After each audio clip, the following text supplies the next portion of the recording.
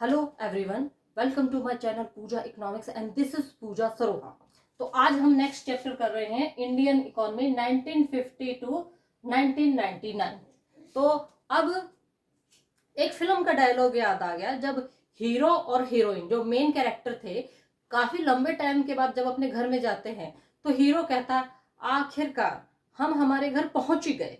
तो अब हीरोइन कहती है कि पहुंच तो गए लेकिन ये घर चलेगा कैसे। तो वही बात है, 15 अगस्त 1947 को हमें आजादी तो मिल गई लेकिन अब देश भी चलाना जरूरी था, क्योंकि अब तक जो सब कुछ था वो अंग्रेजों के हाथ में था। तो अब एक कबीर जी का दोहा भी याद आ गया कि साईं मुझे इतना दीजिए कि जिसमें जामे कुटुंब समाए, मैं भी भूखा ना रहूं और साधु भी भूखा ना जाए। तो वही बात थी कि अब हमारे जो देश के प्रथम प्रधानमंत्री हैं श्री जवाहरलाल नेहरू ने, उन्होंने यह तय किया कि एक ऐसी योजना, ऐसी अर्थव्यवस्था लाई जाए, ऐसी इकोनॉमी लाई जाए जिसमें जनता का भी भला हो, सरकार का भी भला हो।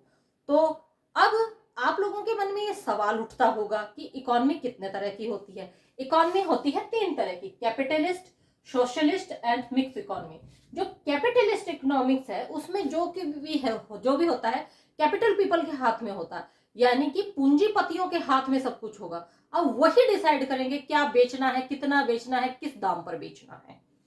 तो अब इसमें सोशलिस्ट इकोनॉमी में सारे अधिकार खरीदने और बेचने के, गुड्स एंड सर्विस के, वो सब सरकार के हाथ में होंगे। लेकिन जबकि मिक्स, तो अब ना तो हमारे पूर्व प्रधानमंत्री जी को ये इकोनॉमी पसंद थी और ना ही ये इकोनॉमी पसंद थी। तो आपस की सहमति से डिसाइड हुआ एक ऐसी इकोनॉमी लाई जाए जो जनता का भी कल्याण करे और सरकार का भी कल्याण करे। तो हमारी इकोनॉमी मिक्स इकोनॉमी आई। तो अब मिक्स इकोनॉमी में प्राइवेट सेक्टर और पब्लिक सेक्टर दोनों का कंट्रीब्यूशन होगा और उसका जो लाभ है वो आम जनता को होगा। तो अब हमारे संविधान में directive principle of state policy का एक चैप्टर है जिसमें आर्टिकल 36 से लेके 51 तक, उसमें राज्य के नीति निर्देशक तत्व, जिसको हिंदी में राज्य के नीति निर्देशक तत्व कहते हैं, उन इस योजना के बारे में पूरी जानकारी है। तो देखिए, ज्यादा डिटेल में नहीं जाएंगे वरना फिर ये पॉलिटी का चैप्टर हो जाएगा। देखिए, ऐसा है कि मोटा मोटा आपको पता होना चाहिए अगर आपको ढंग से इकोनॉमी सीखनी है। अगर आप लोग यूपीएससी के एस्पिरेंट है तो आपको पता होना चाहिए कि मान लीजिए अब डायरेक्टिव, अब जो मैं ये टॉपिक बता रही हूँ इकोनॉमिक प्लानिंग है, उसका मतलब पॉलिटी से क्या संबंध है, ज्योग्राफी से क्या संबंध है, साइंस से क्या संबंध है, ये बातें ध्यान रखकर ही हम यूपीएससी की तैयारी कर सकते हैं। तो हमारा इकोनॉमिक प्लानिंग आया 1950 में। अब इकोनॉमिक प्लानिंग, जो हमारा प्लानिंग कमीशन है, योजना आयोग, अब उसको क्या कहते हैं? अब उसको कहते हैं नीति आयोग। उसको प्लानिंग कमीशन से रिप्लेस करके नीति आयोग बना दिया जाता। अब इसका चेयरमैन कौन है? देखिए, आप इकोनॉमिक्स के स्टूडेंट, आपको पता होना चाहिए इसका चेयरमैन कौन है। ऑफ कोर्स हमारे आदरणीय प्रधानमंत्री जी इसके चेयरमैन हैं। मतलब हमारे अभी प्रेजेंट प्राइम मिनिस्टर नहीं, जो भी प्राइम मिनिस्टर बनेगा आगे जाके वो इसका चेयरमैन होगा, और जो वाइस चेयरमैन है तो वो वाइस प्राइम मिनिस्टर होगा, जिसको हमारे प्रधानमंत्री जी अपॉइंट करेंगे। ये तो था प्लानिंग कमीशन। अब ये आया और उसके बाद आई मेन चीज, योजनाएं। तो सबसे पहले 5 ईयर प्लानिंग।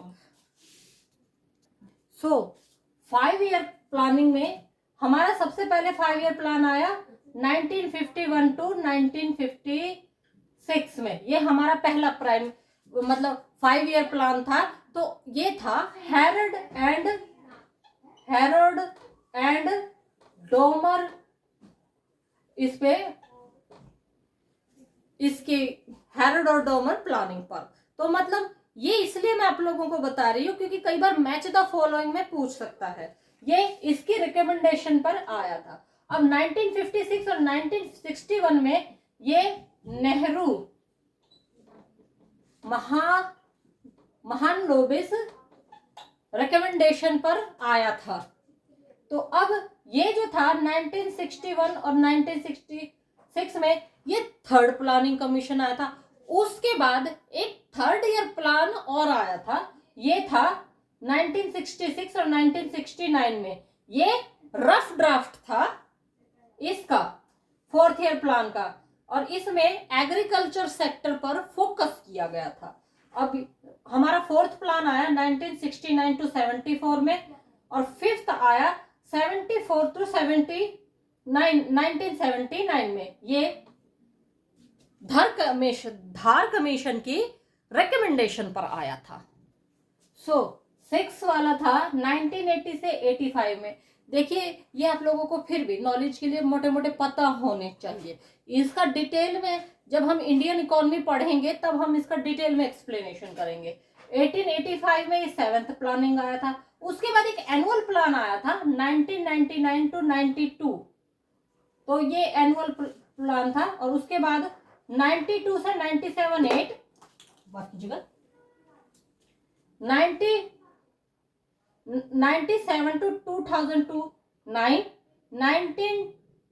2007 टू 2002 एंड 7 10, 2012 11, और 2012 से लेके 2017 में 12वां, और 2017 से लेके 2022 तक ये 13 5 ईयर प्लान आया था। तो यानी कि अब 14 शुरू हो गया है। सो अब इनके गोल क्या क्या थे? तो इनके शॉर्ट टर्म गोल भी थे और लॉन्ग टर्म गोल भी थे। सबसे पहले हम लॉन्ग टर्म गोल डिस्कस करेंगे। तो देखिए लॉन्ग टर्म गोल क्या थे। सबसे पहले मॉडर्नाइजेशन, साइंस और टेक्नोलॉजी का इस्तेमाल किया जाए हमारे एग्रीकल्चर इंडस्ट्रीज में, और प्लस में सेल्फ रिलायंस, इंपोर्ट के ऊपर डिपेंडेंसी कम हो, और economic growth, goods and service बढ़े, वेरी इजी, इक्विटी, सबको goods and service equal provide होए। मतलब ये नहीं कि अगर किसी को कम की जरूरत है और किसी को ज्यादा है तो दोनों को बराबर, भाई जिसको जितनी जरूरत है उसको इतनी मिले, और फुल एम्प्लॉयमेंट जनरेट हो। यानी कि जब साइंस और टेक आएगा तो जाहिर सी बात है अपने साथ साथ एम्प्लॉयमेंट भी लाएगा। तो ये थे इसके लॉन्ग टर्म गोल। तो अब शॉर्ट टर्म गोल जो है, मैंने जब आपको प्लानिंग हमारे जो थे 5 ईयर प्लान बताए थे थोड़ी देर पहले, तो उसमें मैंने आपको शॉर्ट टर्म गोल भी बता दिए थे। जैसे पहले वाला हैरड और डॉमर मॉडल पर बेस है, तो इनका शॉर्ट टर्म में ये था कि जो उस थर्ड 5 ईयर प्लान के बाद जो पहला 3 साल का प्लान आया था, तो उसमें वो रफ ड्राफ्ट था 4th ईयर प्लान का। तो वहां पर एग्रीकल्चर के ऊपर ज्यादा फोकस किया गया था। और उसके बाद जो 12th प्लान आया था उसके और जो अब तक चल रहा है वो डेवलपमेंट के ऊपर फोकस है। सो आज का लेक्चर यहीं तक, फिर मिलती हूं आपसे। तब तक के लिए स्वस्थ रहिए, खुश रहिए, धन्यवाद।